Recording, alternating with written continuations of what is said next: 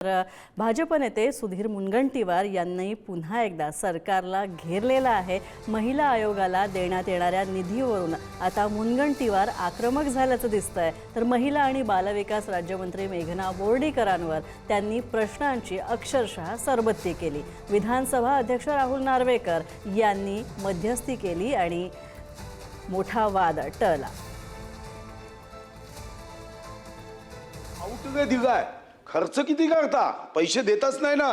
म्हणजे महिलांवर आंतरराष्ट्रीय महिला दिनाच्या निमित्ताने ज्यांनी 3 वर्ष पैसे दिले नसतील त्या अधिकाऱ्यांवर काही कारवाई करणार आहे की नुसतं भाषण होणार आहे? महिला दिनाच्या संदर्भात महिला शक्तीचा जागर, नारी से नारायणी तक, अबगा नहीं है सबगा है, हे फक्त शब्दात राहणार आहे की हृदयातून हा आवाजाचा हुंकार निघणार आहे? तर मग मी जर प्रश्न केला की यानंतर आउटले जो आहे त्याच्या वारंवार फायली इथं का पाठवल्या जातात, अन्यथा मग याचा उपयोग होणार नाही। तुम्ही पैसेच देत नाही महिला आयोगाला, आउटले दाखवता।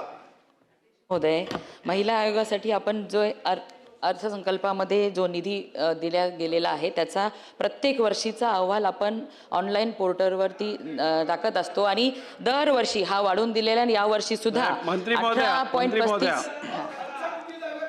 आणि मंत्री महोदय, अध्यक्ष महोदय, आपण त्यांनी आपल्याला आउटले आपण देता हे संदर्भात त्यांनीच माहिती दिली 15 कोटी 18 कोटी यावर्षी, पण त्यातून किती वर्ग केला गेला आणि खर्च किती झाला? महोदय, महिला आयोगाच्या मागणीनुसार निधी आपण वर्ग करत असतो। कुठेही निधीची कमतरता कधीच आता पटलावर ठेवू आम्ही तो, पण दरवर्षी आपण जेवढा निधी खर्च केला तो दरवर्षी संकेतस्थळावरती आपण टाकत असतो। आणि अध्यक्ष महोदय, महिला आयोगासाठी निधीची कमतरता कधीच कमी पडत नाही, त्यांच्या आवश्यकतेनुसार प्रत्येक वेळी आम्ही निधी वितरित करत असतो।